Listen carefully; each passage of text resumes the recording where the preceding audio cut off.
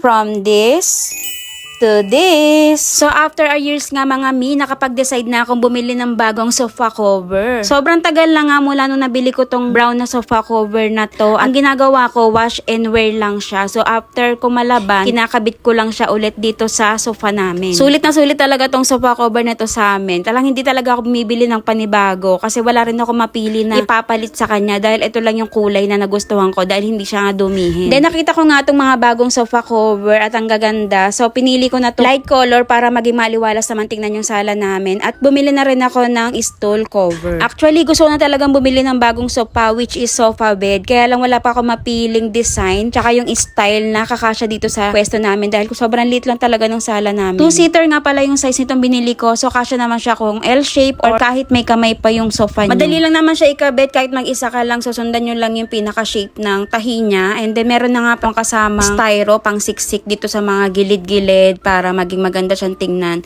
kapag nakabit nyo na. So, ang style ko nga dito, ginagamitan ko siya ng flat na suklay para madali ko siyang maipasok. Sobrang hirap kasing siksikin nito dito sa upuan na to, kaya ganyan na lang yung ginagawa ko. So, bumili na nga rin pala ako ng stool cover para dito sa maliit, para maganda ng tingnan at para terno-terno na rin sila. Actually, itong chair na to yung ginagamit kong computer chair ngayon dahil wala na yung gaming chair ko, pinamigay ko na dahil nasisikapan nga. Pero ang daming ang gamit na pwede mabili ngayon, kaya lang hirap din bumili, lalo na kung maliit lang talaga yung space mo sa bahay. So, dahil nga wala pa ako maisip na bago ipapalit na sofa o sofa bed dito sa sala namin, I decided na bumili na lang muna nito. Sinamahan ko na nga rin pala nitong cute Korean flower pillow na to kasi ito yung mga nakikita ko doon sa mga aesthetic na bahay. So in fairness, nagustuhan ko siya, naging maliwalas ng tingnan yung bahay. And next kong gagawin is magpipintura na lang siguro ko ng white para mas maliwalas pa siyang tingnan. And marami nga rin pala tong colors na available. So ilalagay ko yung link, i-click nyo lang yan, then pili kayo ng kulay na gustuhan nyo and syempre, i-check out nyo na yan.